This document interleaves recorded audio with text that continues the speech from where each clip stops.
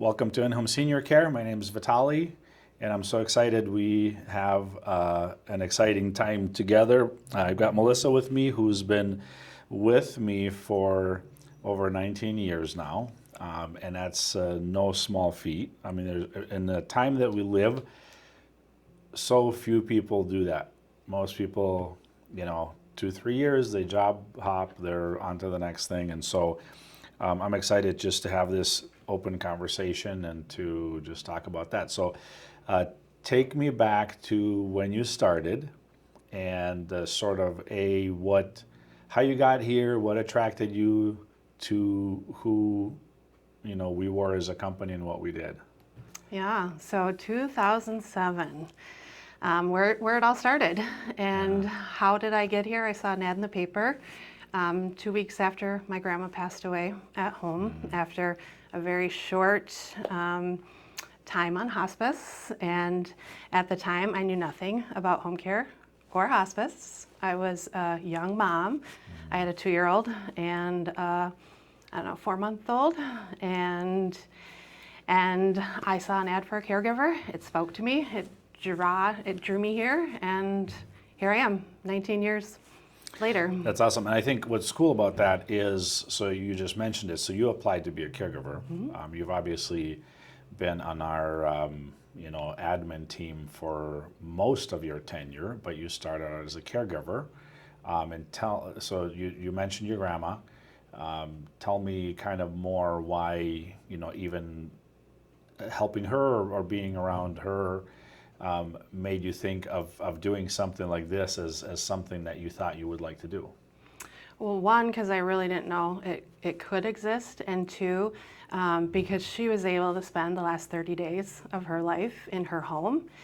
She didn't have home care, but she had a super supportive family. Sure. And a great hospice team. And when the doctors told her, you have stage 4 cancer, she said, I want to go home. Yep. And she was able to go home. She spent the last 30 days in her space, surrounded by her people. And as I look back and reflect, I didn't know that existed at the time. I love people, and the caregiver word spoke to me at that time in my life. And yeah, very special. Yeah. Very special start.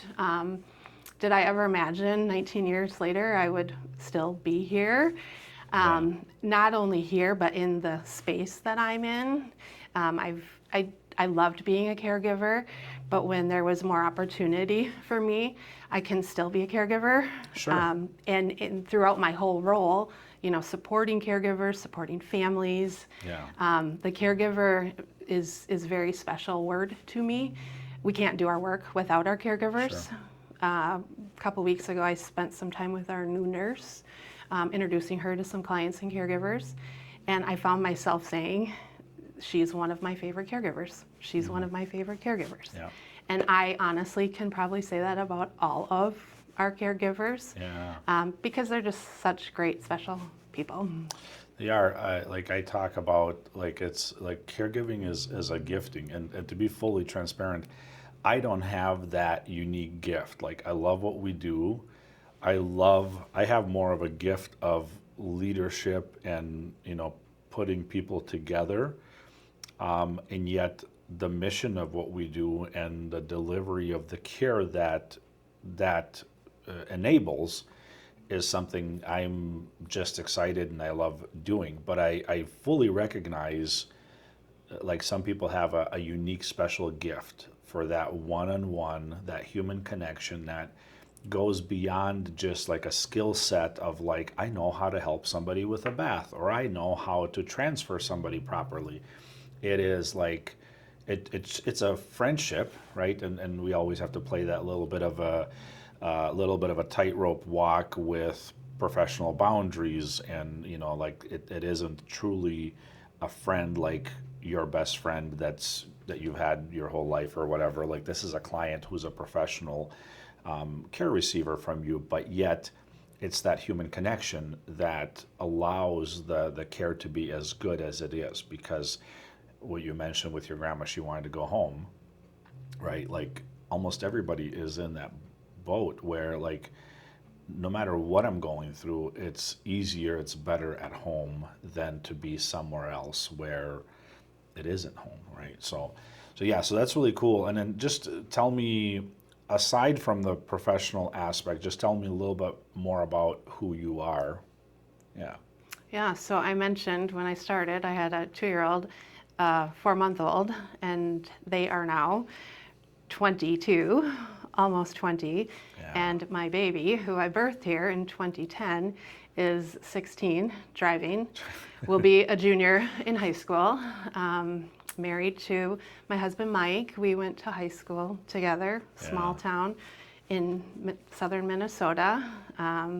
Married, will be 23, 24 years Yeah. in November.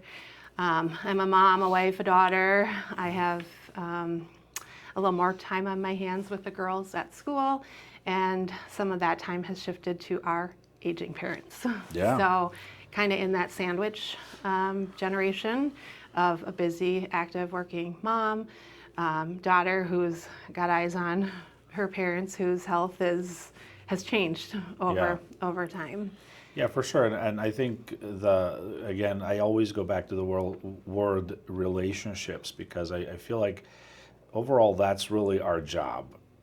As a company, we form relationships with our caregivers, we form relationships with our clients, we foster the relationship between the client and the caregiver. And then, of course, we have relationships between us as team. And when somebody's on staff for 19 years, that obviously comes with that. You get to know one another. You get to know each other's families. And there's a depth to that and a value to that as human to human that is really unique. And again, I think when I process the world we live in, which everything is sort of, the instant mentality and ordering on the web and just all that kind of stuff, a lot of times it strips the human aspect and those connections. And I think especially the people we serve, the older generation, they crave that connection. And we all do, but they do for sure. And I think the relationships and the connections, I think, is where a lot of that the value, as well as just when I know for me, when I think about what I've really appreciated in running this business, it is that it's way more meaningful than just, well, it's a business that I run that supports my family, right? But it's way more than that. It's our community. It's the people that we have working here in the office that have been able to make a long career out of it. The caregivers, and by the way, we have some caregivers who have had a very long track record with us as well, which caregiving tends to be a little bit more of a transition type of a job. So younger people are here, maybe they're in nursing school and they do this work. And then a lot of times people will do it when they have free time and they feel like, well, I could do this kind of work, but that's why they like it, is because it's a connection. It's a real, they get to see the appreciation from the family of what it is that they deliver and what they bring in. And it's truly a feel good,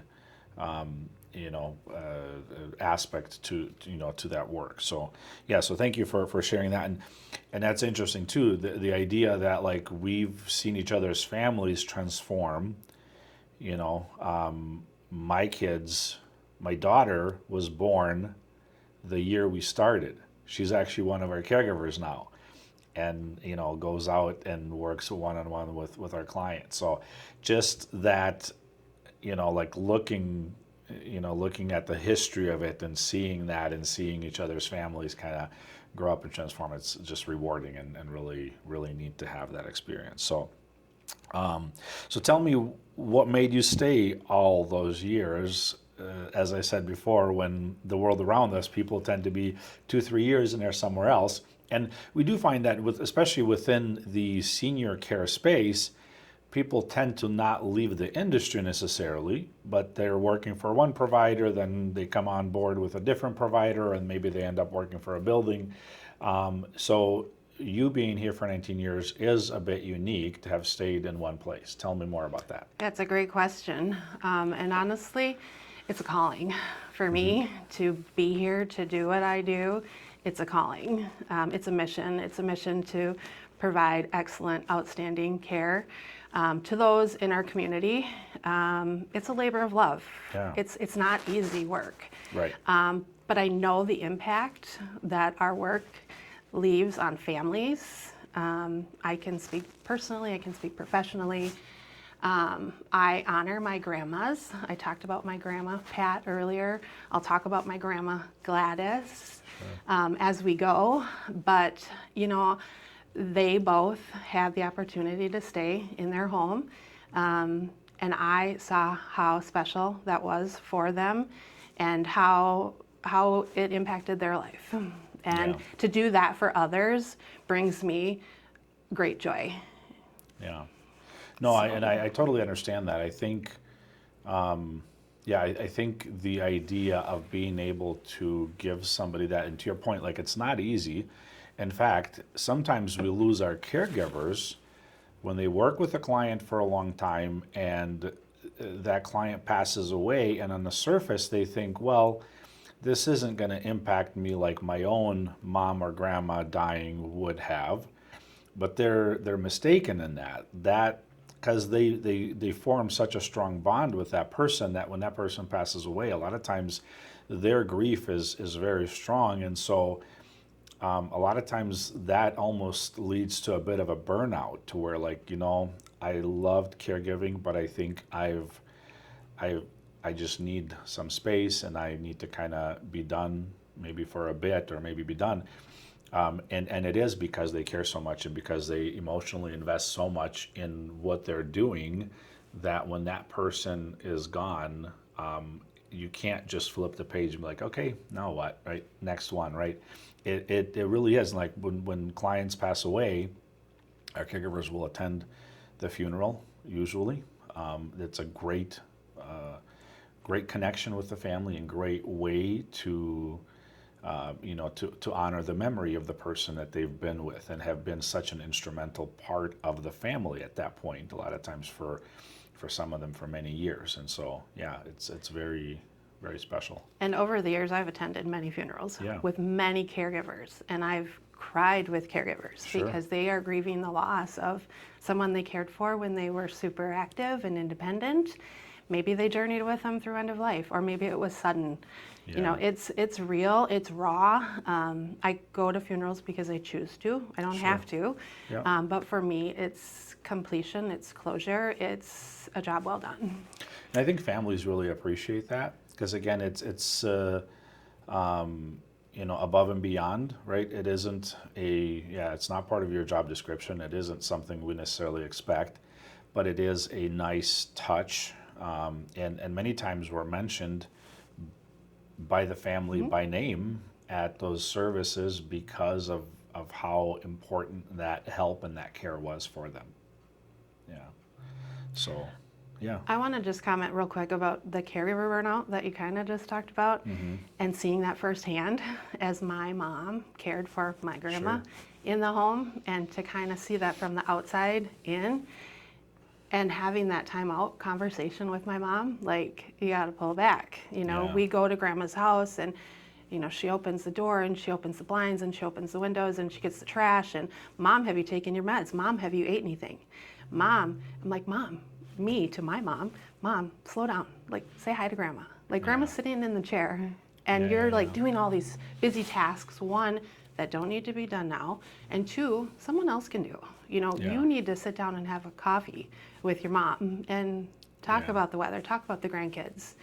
And again, from the other side of the lens to see that and then to help my mom get care for grandma as she aged in her home. And I think it's a great point because we see, like, when a daughter transitions from being a daughter into that caregiver role, and it's not like a flip of a page. It's slow, and slowly the task list, right, to your point, I gotta do this, I gotta open the blinds, I gotta clean this up, or I gotta see if the stuff is not expired in the fridge, is there food in the fridge, right? Because those things are tasks that need to be done, and so they naturally, like, well, I don't want to forget to do that, or I don't want to sit and talk to my mom for 2 hours and have a great evening, and then at the end go, oh shoot, there's like a ton of stuff that I was supposed to help her with and I just didn't. And so, but of course, there's only 24 hours in a day, and we all have different things, and we all have seasons of life that we go through, that some are busier than others. But when we're trying to juggle many things, sometimes that task list starts to become the priority. And that's usually a signal of burnout, that you know they're trying to get everything done, and in the midst of it, it's almost like they're forgetting why they're doing it, because here is this person that they should be sitting down with. And so a lot of times when care starts, and obviously you know this because you're doing this day to day, that's one of the things that we'll hear a lot, is like, well, it's so great because I actually can now just sit with my mom, and like all these tasks are being helped with. And not only that, but mom's actually happier because she is getting companionship. She's actually having a conversation with somebody a few times a week or whatnot. So no, that's a great point, because the burnout is real. And I've seen it obviously in my own family with different episodes of things. So yeah. And the relationship changes. It does. And we actually saw a change in the relationship when we had help come in, because it lightened my mom's load, and she didn't have to be the one to say, Mom, change your clothes, Mom, take a bath. Instead, Mom was ready when her daughter came, and they got in the car and they went out for lunch, or they went for a ride, or we did see a change. And it's interesting too, because like I actually had a meeting yesterday with with a potential client, and we talked about this, that a professional caregiver will have an easier time getting the client to do things like a bath, or changing, or putting on clean clothes, than a family member, for a couple of reasons. Well, as a daughter, you don't want to be the one to be like telling your mom that she needs to like change her clothes because they're not clean, right? Because that already kind of messes with the relationship a little bit, right? And so, and a professional caregiver can do it in a way, they've had training, but they're also the person that, it's a different dynamic in that relationship, and so they can get those things done. And then as the daughter's there, they can just enjoy that time, and the daughter can actually be happy and excited that Mom looks great, like her hair's done, she's got clean clothes on, she smells great, like all those kinds of things. So yeah, fantastic. So we talked about you coming on board, and actually coming on board as a caregiver, and of course that role changed. Tell me, just go back a little bit and tell me, or just help us to understand a little bit of your transitions with the different roles that you've held, and then ending with what you're doing now. Yeah, so when I started, you had a very small business. Yes. You had a small team. You had like 2 computers in the office, right? Yes. And I really didn't know where I was going, and I started helping with on-call, and I started filling in the office. And I think you were also kind of growing, expanding at a quick pace where you needed some additional resource. The client care team was birthed under my time. Something that I hold very close to my heart, because I think it adds so much to the service and to the quality of care, in terms of what the client care team does, from introductions. When I met my first client as a caregiver who's never done a day of work in this, I didn't know if she was going to be awake, if she was going to have hair. I didn't know what she was going to look like. I just didn't know what to expect. Today, we do introductions, and we take that nervousness away from both parties, because the client's a little nervous too. They don't know. For sure. They don't know who's walking in their door. And today, we're working in a lot of buildings, which is a privilege to be in, and for me to introduce a caregiver both to the client, to the building, show them where the dining room is, show them where the mailboxes are, get them familiar with the Sure. space. That takes away from the client and it takes away from the building staff. So it kind of, we just look like we belong there and we Yeah. know what we're doing. And in result, we also get questions of who are you and what do you do? And we get additional clients Sure. in the building. Yeah. So really kind of going from the client care and really developing that, because at the time it didn't exist. Yeah. So what that looked like then, what it looks like today, and then kind of going from client care to the marketing or networking side, really being out in the community, talking with nurses, social workers, executive directors, senior center directors, really all points in the community. Everyone I talk to, I share, we all know a senior, we all know someone aging, we all know, and we all need to know each other because there's gonna be a need, and people call people that they know and they trust and they like, and. Yeah, and I think in this sphere, right, like we're all comfortable using Google and doing searches and finding businesses. But even with Google, we want to see reviews, but especially because of how intimate the work that we do, the care, it's someone's mom, it's someone's dad, someone's grandma. That word of mouth or a referral is such a powerful, tool because when I was trying to figure out hospice for my dad, like and I'm in the industry, right? But even reputations of companies can change because the companies are only as good as the people who are working in them.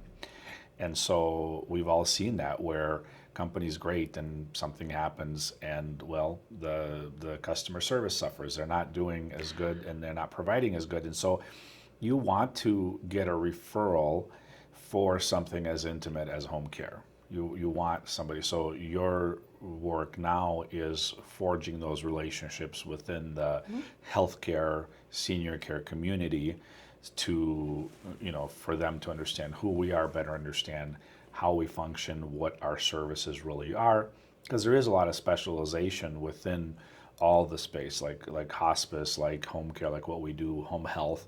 They're all different, and the average consumer has no clue about why they're different or what the nuances are. And then to go back to something you said earlier about the introductions, because I just thought it was a great point. Like, when probably 90 more than 90% of the actual care receivers, right? So if you think about daughter calling us about services and she's trying to convince her mom to have someone in to help her a little, that care receiver for sure is not on board with it. And it's mostly due to just that fear of the unknown. They have no idea how this works. And ultimately, they're really concerned about who is this caregiver? How is this going to work? Are they going to come in here and just, what if they're not nice? What if they're going to order me around in my own house, right? Now, the caregiver, interestingly enough, the professional caregiver that we're introducing, most of them are a little bit nervous too because they're people and they want to be liked and they want to do a good job and they want to. So part of that is even like, what does success look like? What is this person, what's their routine? What's the care plan? What am I expected? What's the expectations of me when I come in there so that I can deliver and make them happy with what it is that I'm providing? And especially if it's a new caregiver, if they're just starting with us.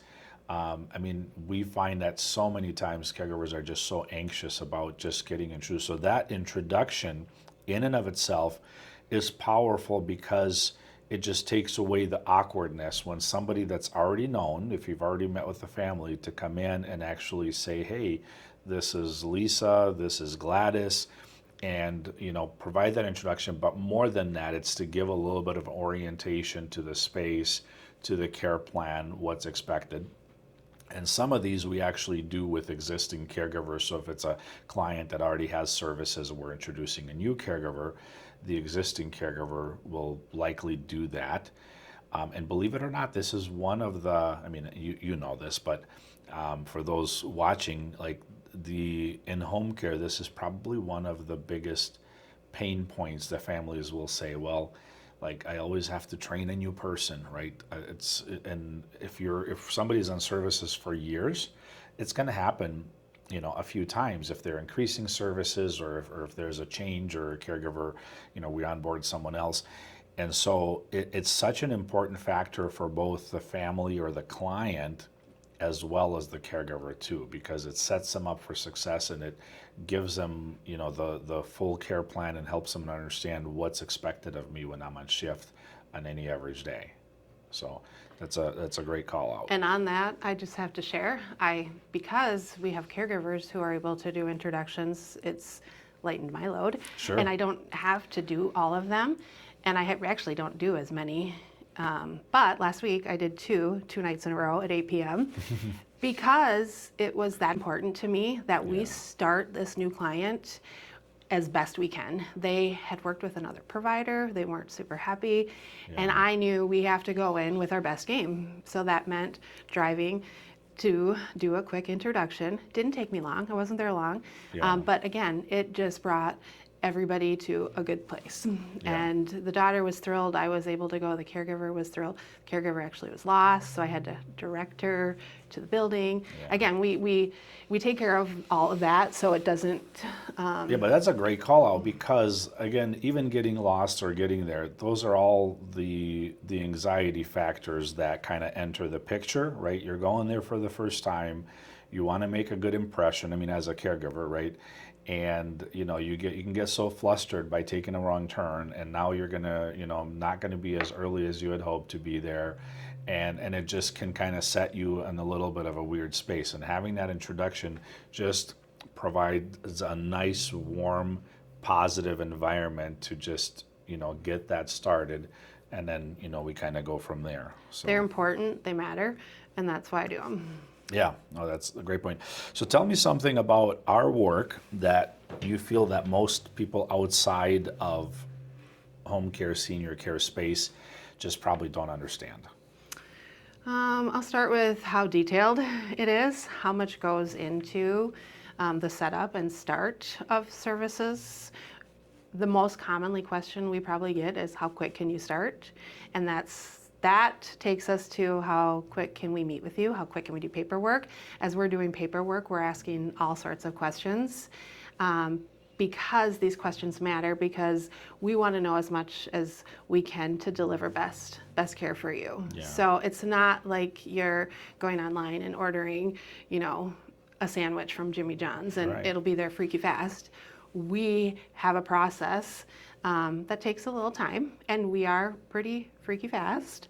But there's a lot of details. There's a lot involved. And again, do you like ice in your water? Do you like cream in your coffee? These things matter because we want to give you what you want. We don't want you to have to give us all the instruction. So Yeah, and I think, because I love the idea that when you move somewhere, you have to fit into a routine that exists in that building. Whereas the goal that we have as we're coming in, we want you to continue your normal routine. So do you take cream in your coffee? Because when we make your coffee in the morning, we don't want to make it our way. We want to make it your way, right? If you don't eat breakfast, great. If toast is all you eat for breakfast, we can help you replicate the exact routine that you've had going on. And the less you have to tell us after we start, the better. Yeah. The other thing I like to talk about is home care isn't permanent, doesn't have to be permanent, can be permanent. Yeah. I work with a lot of families who are on wait lists in communities, and we might be a bridge to gap, right? Or a bridge to move. And then they get the call, your apartment's ready, and they say, pass, I'm not ready. Yeah. And that, again, comes from really outstanding care in the home support. They know they can have all the things they need, and they can stay in their space. And maybe that's for 2 years or 5 years, or we have a client in Hastings, I think we worked for almost 10 or 12 years. Yes, she's increased care. And yes, she's living her best life in her home and doesn't quite need to make that move yet. That is so incredible, though, when you think about that somebody, and I know we've had clients that have been in services for more than 10 years, over our tenure of doing this, and it's like just how cool that is when you think about that, that someone's able to stay where they are, have their needs met, and just be in charge of their own, destiny. I don't know if that's the right way to say it, but being able and in charge of how they want their life to look like, because somebody comes along and just helps them with those, little things that are deficits that they can't do for themselves anymore, and yet they can still be independent and have someone who becomes a friend to them over time and is able to not only help with those physical things, but be that connection that they look forward to, and they can have conversations, they can talk about current events, they can talk about whatever, right, and enrich their life in that manner. And by the way, so yes, I think sometimes families will, be on a list, use us, and then, maybe delay that move. And part of that, I think, is because home care tends to be a little bit nebulous, like what is it really? What do they do? And then once care starts, they have a complete picture mentally, like, oh, well, they're helping this, and they're going into town, they're doing that, they see the fuller value of all of it. And then here's the other component, like how many of our clients in that scenario, once they make the move, retain that caregiver. Continue care. I was Continue care. just going to go there. So yeah, share more about that. Yeah, so, and I can tell you a handful of clients who, I'll start with a male client that was in Dundas, Northfield area, had lots of care for several years, needed more care, and his wife moved him to care center. They continued with caregiver who actually worked with them from start of services. I just kind of uncovered that. Like, she was their first caregiver. Okay. She still is going as a companion 3 days a week. A couple weeks ago I made a visit, it was her birthday. So some of my other duties is I get to do birthday visits when I can, and or just, check in. And I came to visit them on shift and they weren't there. So I was like, oh, found out his wife picked both of them up, took them out for lunch for her birthday. So super special. Yes. Went back on her next visit with her flowers that I still had and found them, at the table playing a card game. They play this card game every visit. It's their routine. She's a companion. She's a friend. She's just part of his world. Yeah. The other one that I'll share was a female client in Hastings who we started a couple years ago. Had a lot of loss. Her husband died, her sister died, all within a month. And her daughter was at her house all the time. And we have to move mom. Well, guess what? The buildings in Hastings are full. So we need care. No problem. We can provide as much care as you needed for as long as you need. And again, her apartment came open in both buildings. She passed. Her visits with her caregiver, was her friend, her companion. They did projects in the house. They had the sort pile, the donate pile, the garbage pile. Yeah. And again, her life changed a little more, and it was time to make the move. And guess what?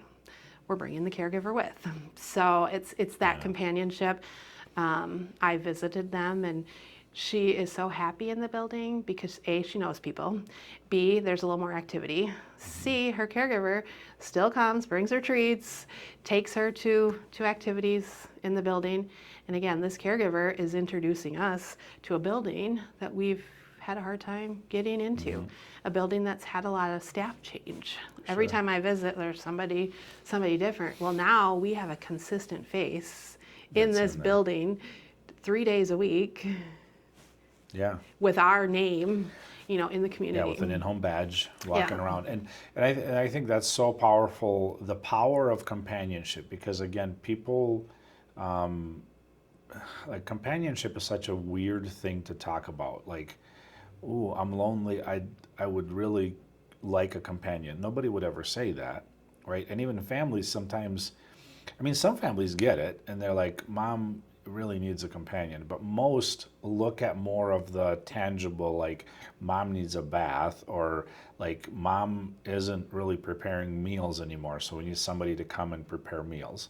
And a lot of times those are more the triggers. But the reason somebody moves into a building that has meals and has all services available and still retains that caregiver is because of that connection and that companionship, right? Because that person and their interaction and their time together, that's where the value is at. And like when I look at the services we provide, companionship is the foundational, like that's the layer underneath everything, right?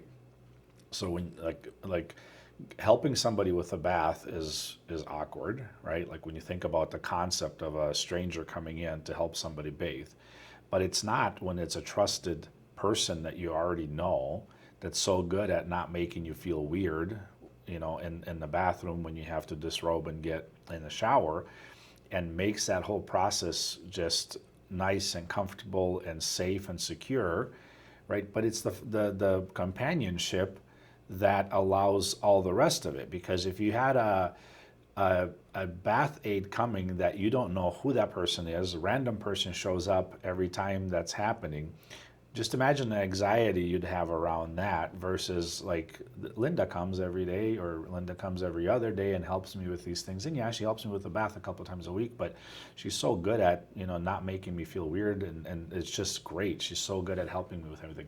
That companionship makes all the difference in everything, Well, and when you think about it, we might be the only person they see. Right. They may have no family, or they might not leave their apartment. Yeah. So to have someone come in and say, "Good morning, how are you today?" And they say, "Oh, my stomach hurts. I don't feel good." Oh, we kind of work through it, or we say, "Hey, it's beautiful outside. Do you want to go outside? Let's go for a walk. Let's go for a ride." There's so much value in companionship, and it goes really unnoticed. Yeah. No, that's fantastic. So,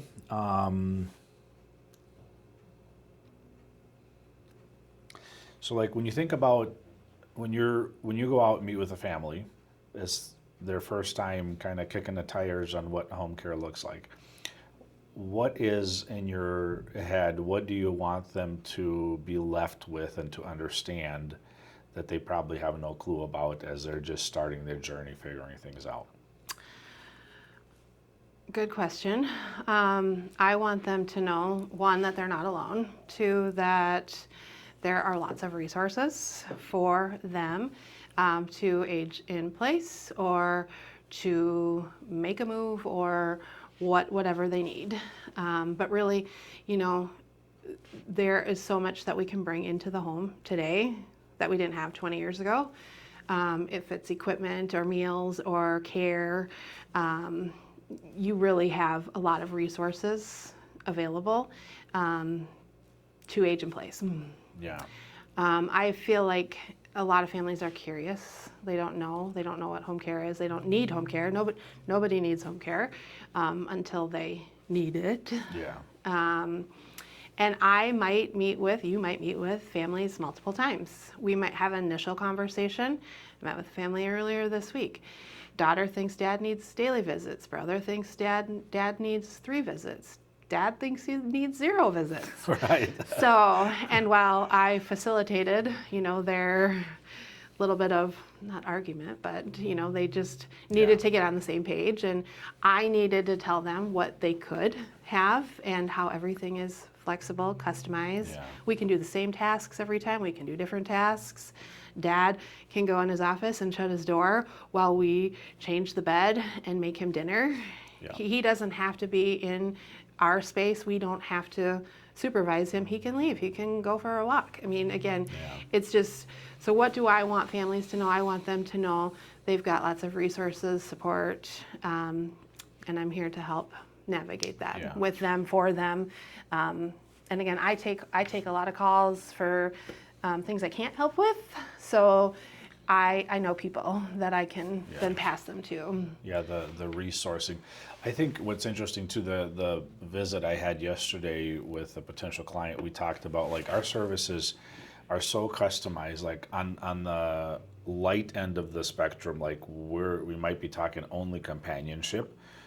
Maybe it's a spousal caregiver situation. Maybe we're giving a break to the spouse caregiver to give them a little bit more of their own time back. And then all the way on the other end of the spectrum, it's probably a hospice situation. It might be 24 hours a day. It might look quite a bit more clinical. We might be managing medications and helping make sure that all of that is there. And then somewhere in between, a lot of times somebody might start here and over the years slowly kind of, go across that spectrum. And to your point, like even, somebody loves to have a conversation for the whole shift that they're there.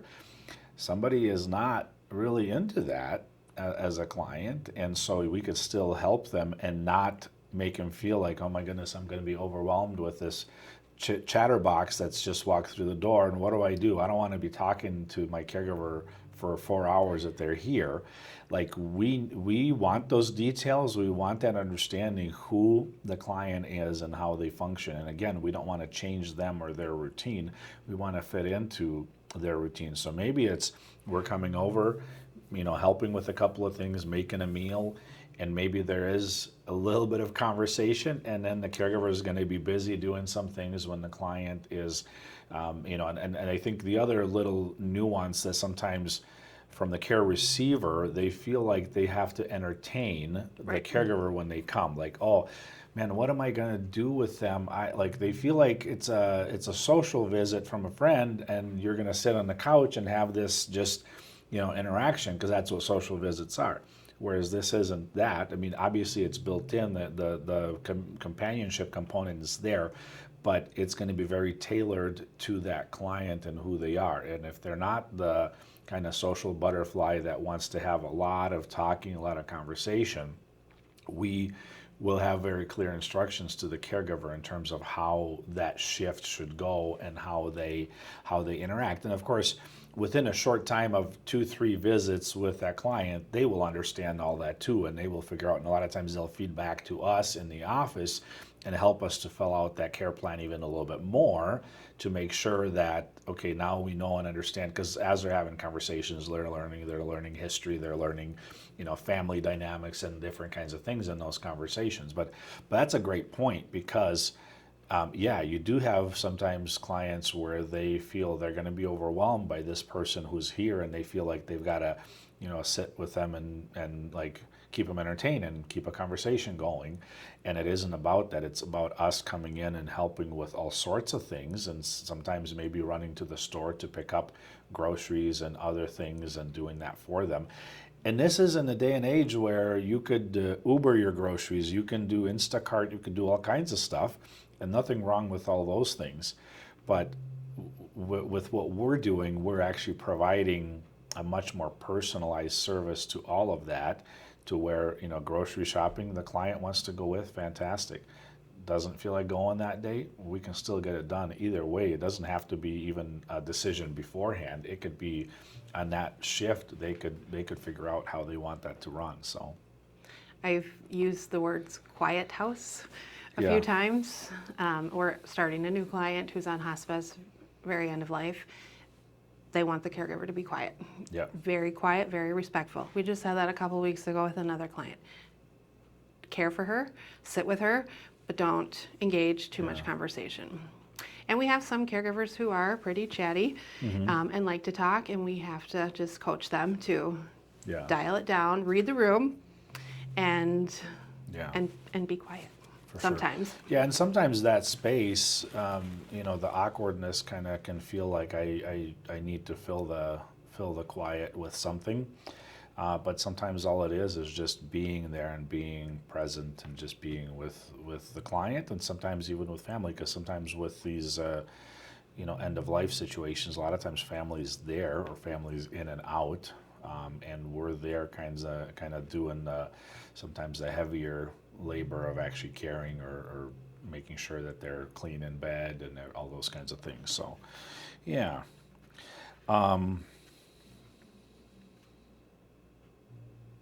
So I kind of, and you maybe mentioned a little bit there, but when I talk about like we don't sell, we help families solutions, I think that's kind of my bit of a catchphrase that I've been saying more and more, because I think people always feel like, well, if we're saying we want to do a care consultation, which has no cost, no obligation, people feel like, well, yeah, but you're going to get in my home and you're going to try to pressure me to sign an agreement. So that's kind of my catchphrase. Like, we don't sell, we just want to help families find solutions. What does that bring to mind for you? How do you, what do you think about that?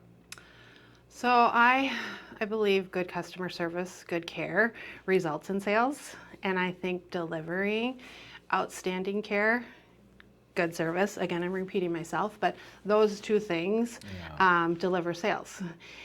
I think, you're not locking in with us for a long-term contract. So when people get worried about what this looks like, my message is back to that good service results in sales and revenue. I look at families that we've worked with that have referred their neighbor or have referred a friend, or again, kind of going back to that, they had a really good experience with us and they're telling their friends, and that's what we want. Sure. I mean, I think a lot of our word of mouth referrals are some of our bigger referrals, and yeah, the sales word gets a little tricky with me because I'm here to provide care. I'm here to do service. With that will come sales. Yeah. I think it boils down to doing the right thing, right? Because there are some clients or some situations that we're not a good fit for, and we're going to be very upfront about that. And we want to deliver value. We want to deliver, a service that they're thrilled with, right? So sometimes, like just even the competitive, like if you think about pricing and you go, well, we went with so-and-so because they're $1 less per hour, and budgets are a thing, right? And I get that. But like ultimately, my own personal view of things and how I look at the services I use and the products that I buy. I used to. I don't see it at the local store that I buy from, but there's a barbecue sauce that I liked, and on the back of it, it had this cool quote. It'll be with me for till the end of my life. It said, "Good goods are never cheap, and cheap goods are never good," right? And I think especially in our in the care sphere, you really don't want the lowest possible pricing option. I think you want to focus more on the value and the quality, and then kind of go right, because in many ways you kind of get what you pay for. And I think so from my perspective, when I talk about like my goal is not to like we just want to sign every client that calls us. We want to be a resource to them. We want to help them connect with somebody that might be a better fit for them, for whatever reason that may be. Maybe they should be in a building, whatever those things are. But we're not in the business of selling people to sign a contract with us. And even that agreement, that if they actually say, okay, I want your services, let's get this started, it's a 14-day notice to terminate, right? So there is never a long-term lock-in for like, well, from now on. So in many ways, like we're always temporary. It might be we've been temporary for 10 years with them, but we're still temporary because at any moment they can give us a 2-week notice and say, okay, I'm done with services. And so I think ultimately the reason people, stay is because once they see the value and once they see the actual, service being done and what's being helped with. I mean, I think, because again, home care is one of those things that when you first think of it, the mental picture is hard to come up with. Like you could go tour a building and you could be like, man, that place is beautiful. Like I had dinner there and the food was amazing. People are friendly. It's a much easier thing to imagine. Like I could see my mom living here because da da da da. Home care is like, what are they even going to do? Yeah, there's a list of services, but how does that work? And ultimately it's like, well, but like, wait, who is that caregiver they're going to bring through the door? Like that's really where it's at. Once the introduction is made, they're on services for a week or two. All of a sudden that whole thing is like, wow, this is awesome. That mom's like happier than we've ever seen her. And yeah, a bunch of the to-do list items that I had to deal with are now being helped with and done. But it's more than that, because like there's a whole new version of mom that we're now seeing because she's got this person coming in and helping out. And I want to go back to the cost for care. There's cost for everything. Right. So if you're paying for home care, or you're paying for housing, or you're paying for meals, there's a cost. Home care is affordable. You don't need full assisted living. It is Correct. assisted living in your house, but it's much more affordable than paying for a package for Yeah. things you don't need. I'll go off the cuff and talk a little bit about my in-laws, Sure. who we downsized in the last couple of years. They don't really need to be in assisted living. They could still be in their house, which was too much house, and that was the whole reason for the downsize. Sure. And we really looked the assisted living route for a community, companionship, meals. Those were our like three things, right? Yeah. And I took them to one of the nicest buildings that I really love, and we were shown an apartment, at the end of the hallway. It felt like we were walking forever. And one, that turned them off. Two, the dining room kind of turned them off. Mm-hmm. Three, they were like, we don't really need to be in a building where we're paying for lights and staff for things we don't use. So we went a different route, and they ended up in a 55 plus building, which is perfect for them because they still have the community. They don't have the meals, but guess what? They leave every day. They go out for a meal, so It gives them an outing to do. Yep. They're getting a meal. If they're going to Olive Garden, or they're going to Cane's, or they're going to Costco, they still have that social activity. Do they need home care? No. Will they need home care? Yes. And that will be an affordable option to keep them where they are without having to make another move. Yeah, I think the biggest difference, and you and I have talked about this before, but like when you think about where a building, or like let's say assisted living, where the floor of the cost, where just to move in there, pay rent, have a basic care package, and have some kind of, because there's going to be some of those minimums that just to get in, this is what you're going to have. Pay for your pendant, pay Right, for your... those kinds of things. Yep. And I'd say in Minnesota now in 2026, we're talking 8,000-9,000 is probably the very cheapest option you can give or get, and then you're going up from there upwards to $12,000-15,000 on the nicer buildings and whatnot. And if you think about the amount of care, if you just pay the hourly rate that we're charging, the amount of care you can bring in for that kind of money, it's a lot of care. And most people can start with what we do as a minimum, which is usually about 12 hours a week over 3 days, so 4-hour visits 3 times a week. And a lot of people may feel like, oh, that's even too much, right? And I get that, but it's giving a base layer of safety, a little bit of help, balancing out what the daughter's doing, and just kind of and providing somebody in there in a regular cadence that's has eyes on and knows what normal looks like. And so if there's a situation where that caregiver shows up and the client's really out of sorts, they instantly know, and they can help the daughter, whether it's maybe a hospital visit, or maybe it's an urgent care visit, or whatever that is, and you don't have a whole week that goes by before somebody else discovers, or worse yet, that person has a fall because maybe they've got a UTI, maybe something else is going on. So my point is, the amount of money you're spending just to move into the building compared to you can bring in care, and you might be able to delay that move by 5 years.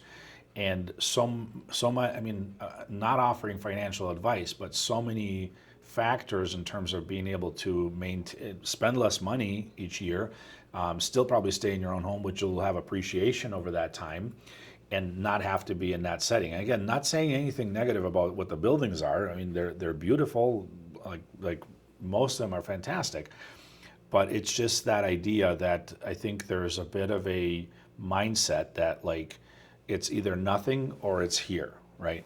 And there's so much in between. And again, there's times where in a building, we're coming in and providing additional support, because whatever the building is doing isn't somehow meeting that need, or somebody gets to a point where their morning routine is just very slow, and the building says, well, we can't do this, you have to move mom out, or bring in additional support. And that's where a lot of times we'll come in.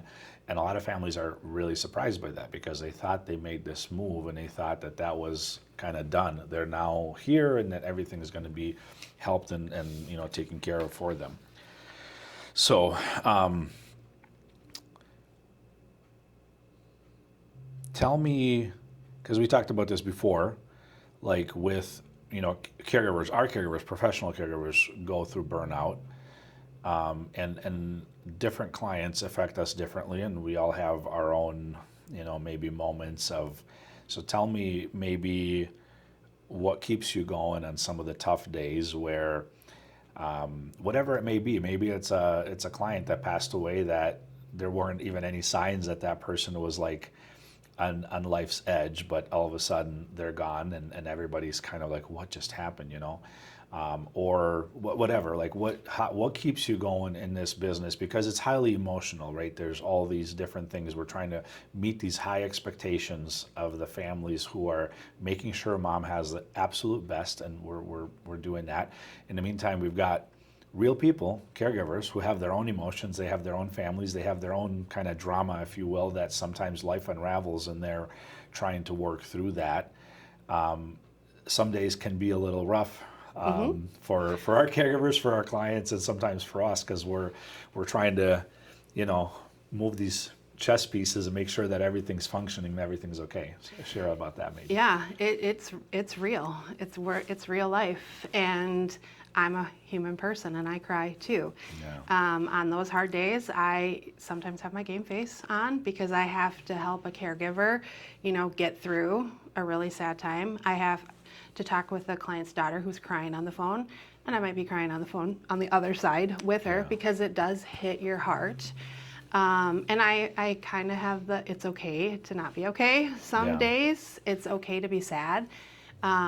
But I also feel really good about what we do and what we did. And if they died suddenly, hopefully they were home, had the care they had. We find the bright light. Yeah. I'll talk about a client in Northfield who we had the privilege to care for his wife a couple years ago. Really hard client that had end-stage Alzheimer's dementia, was on hospice, didn't know who she was or where she was, had a whole team of caregivers. We cared for her end of life. When she passed and the funeral was done, the house was quiet. The daughter called me and said, we need companions for my dad. We need to bring Care back. So we brought Care back. We visited with him very minimally, maybe daily, for a long time. His care need changed. We increased care, and he had 24-hour care up until hours before he passed. And again, one of the sudden ones where it was having lunch and going out normal day to is in the ER at 8 and passes at midnight. Caregiver who was with him also worked with his wife, has worked with him for years. She's crushed, she's devastated. Yeah. And again, I am messaging to her how special it was for you, for inHom, to be part of this journey. And what kind of brings me peace and makes me really happy is to know that, yeah, he had his last meal at his house. He didn't have to leave his house. He lived his life even after his wife passed in his house until he got to the hospital and passed. Yeah. I weigh heavy on my faith. My church has daily mass, and I am known to squeeze an extra mass in during the week if I need it. If I'm really struggling or feeling down, I like to say I hit the pause button and reflect. I like quiet time. I like music, and I like chaos, and I like loud, but I also like to just have a minute for me. Yeah. So yeah, and this work is heavy. It's hard. Caregivers quit, and I'm sad. Caregivers go to a different provider, and I'm sad. Yeah. But I'm excited for them because it's opportunity. Yeah. It's change. Professional networking friends leave the industry. and I'm sad because I'm connected with them. I have a relationship with them, Yeah. but it's a professional relationship, and they're no longer part of the community. Well, and I think, like, when I think back about, caregivers leaving, it's, we always want to wish them the best, want to wish them, great next endeavor, whether it's caregiving with another provider or maybe moving into, I mean, like some of our caregivers who end up are, in nursing school or whatever, they're going to leave us because they're gonna go to bigger, better things, and that's awesome. But at the same time, it is sad because there's an imprint of who they are and their story within our story as a company, and the care that they've provided. And inevitably, and we've seen, and as long as we've done this, we've seen some of those caregivers come back, right? And that's one of the coolest things for us to, like, when we're hiring, because hiring is so hard, because everybody puts on their game face, they show up, they do an interview, and then, once they're actually working with clients and you start to build a little bit of experience, then you start to really see, okay, this person is gold, they're phenomenal, right? But in an interview, I mean, lots of people can appear pretty well put together, and they're putting their best foot forward, which actually pivots me to this question too, what makes a great caregiver in your eyes? Like, as we're trying to onboard, which isn't part of your normal day-to-day, but like, obviously you have an idea, like what we're looking for, like what makes a great caregiver that we want to bring on as somebody that would be, brand new to us, but we're trying to onboard them because they're applying. So I share with families all the time that we hire from the heart because we can't train them to have a big heart, to be kind, loving, caring, compassionate. Yeah. We can train the fundamentals. We can Yeah. show you how to take a shower. We can show you how to transfer. We can show you equipment. Yeah. But you have to have the heart to do this. You have to have the passion, the mission. Again, we have so many amazing caregivers who have walked different paths of life that we don't even know about, and we sometimes learn as we go. But really just having that passion to care and to love others and to be part of someone else's journey. Yeah, I think, the heart is such a powerful thing. Like, someone who has patience, who loves people, who wants to uplift, right? Because to your point, like, there's always tasks and equipment and newer equipment, and those things need training, and we can provide that. Like, we have lots of resources both online and in person, but you can't really train somebody to be a caring person if that's not part of their makeup, right? If they don't like people, if they prefer technology and don't want to have a conversation with somebody, it's going to be hard to be a caregiver, right? And we can sometimes catch that early on when they're in orientation and they're on their phone. There's got to be the personal, For sure. personal contact, and just a little shout out to one of your favorite places and my husband's favorite places, YouTube, because you can YouTube, so many things. You can YouTube how to change a or empty a catheter, or you can YouTube how to use a lift, or you can YouTube how to make vegetable soup. So they have so many tools at their hands. Yeah, I joke about, like, in our day and age, if you don't know how to do, I was watching some show, I don't know, and the conversation was around, like, I don't cook, I don't know how to cook, I just go out all the time, and the host was really pushing and saying, wait, you don't know how to cook, there's like shorts or reels you can watch on how to make basic things that take like 5 minutes, and so that, to your point, like the training, the how to, the task things can be trained. When you've got someone who has a heart of gold, loves people, and is just, I mean, their own motivation, like they light up when they see other people and when they connect. That's their gifting, right? And that gifting you can't fake that. Like if you're not, and I know myself, like I can't, like I love people, but in a caregiving sense, I'm not gifted in that ability to just be that present and do those things. I have too much distraction mode, and I'm on to the next thing, and it's harder for me to do those things, and it just kind of wears me out.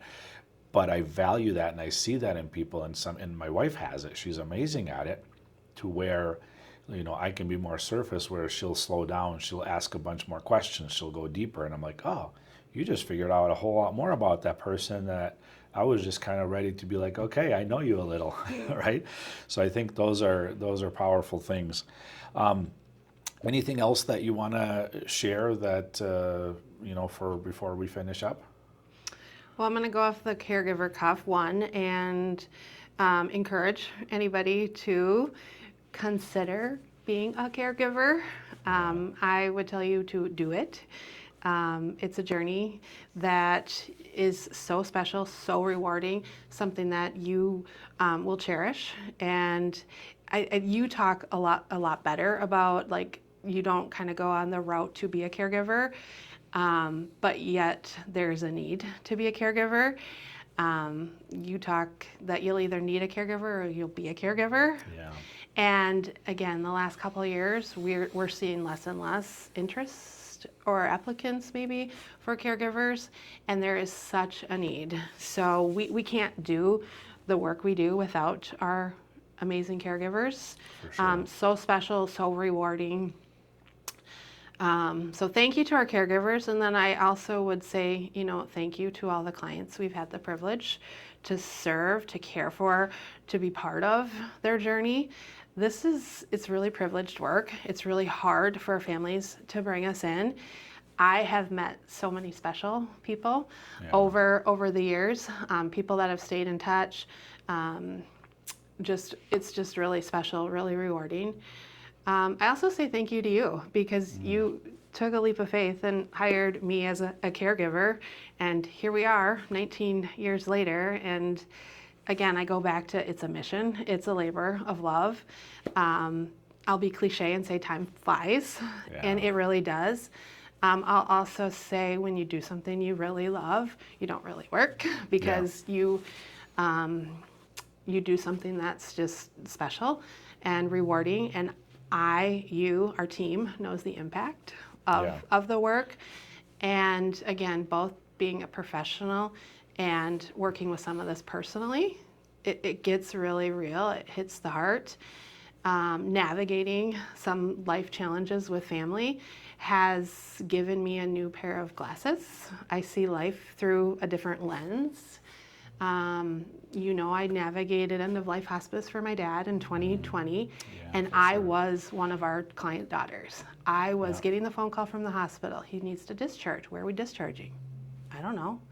I was trying to work, and then we also navigated this during a pandemic and civil unrest and just a lot of challenge. And again, like, I can relate to the clients' daughters who are calling me saying, I need help. I need care. I'm tired. I need you. So being able to relate on a different level is also, it's also pretty special.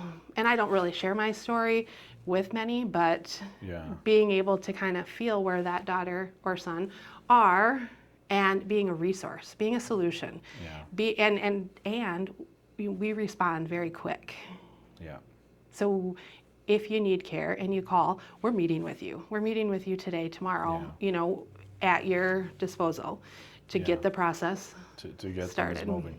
Yeah, and I think to your point, like when they're in that space of like, we need to discharge, where are we going, or whatever, like you don't have a professional necessarily in your corner that's going to just walk you through it, right? It's a new normal. It's a new, and you're trying to figure it out as a family daughter or whoever is kind of in charge of helping to do this process.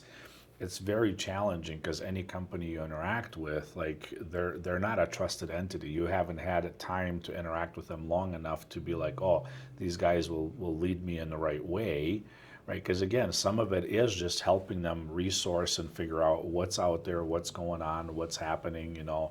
Is the VA going to maybe pay for some things? Is hospice appropriate? All these different things that the average family is like, what is all that? Like, why is there more than one provider? Why is all these different things? And so it can be confusing. So, and you and I both, like, I started in this business, I was 26 years old. I was like one of the youngest in the whole network. And I was like, man, I don't know what I'm doing, right? And then, I've gone through to where my dad passed away in my house, and in my arms with my wife there, with our kids there.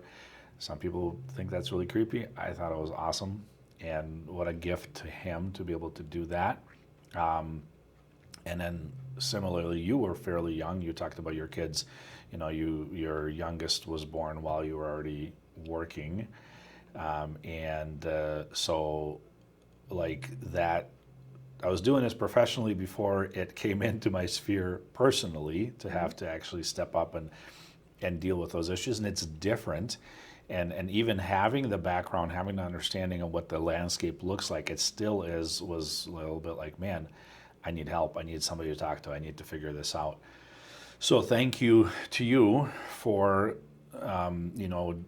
everything you've done, everything you do now, the longevity of you being here for so many years, and being a quick learner, being willing to pivot and to transition into different roles as we've grown and needed that.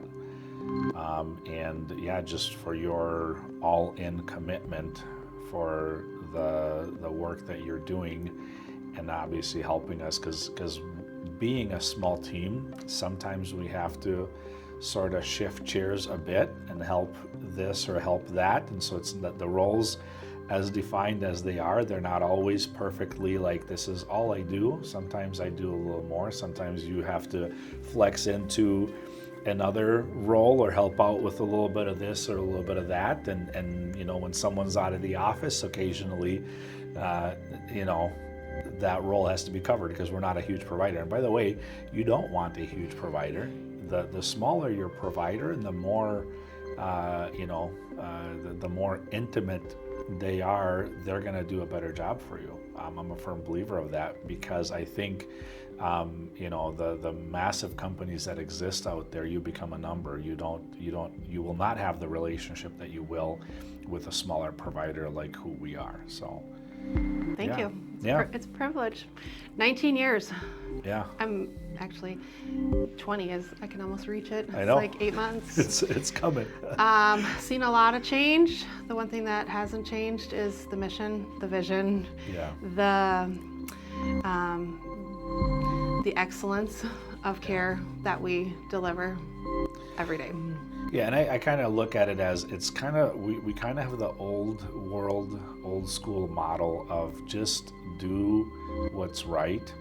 So if it comes to a point of us saying we're not the appropriate provider, let's figure out somebody else because we're just not well suited to do this, or a family's not happy with something that's happening. By the way, we're our strongest critics. Like, we want to hear from each family. We want to hear from them if they don't like something, because we can fix it, we can adjust it, because one of the kind of downsides of home care is that, unlike a building where you can see your employees and you can hear their interactions and you can kind of monitor things more that way, in home care we don't have that, right? They're working with somebody, and until somebody says, hey, so and so keeps showing up late, the late thing we would know, but like, whatever it may be, if there's a rub, we want to hear from that family. We're very vocal about that, and we want to be able to, we want them to be thrilled with what the service is that they're receiving from us. And so anyway, thank you again for all that you do, and for all your years, and just excited to what the next, and the continued will bring. So Thank you. all right, awesome. That's a wrap. Yeah. Just in time for Gives my you 11:30. 6 minutes for your next one.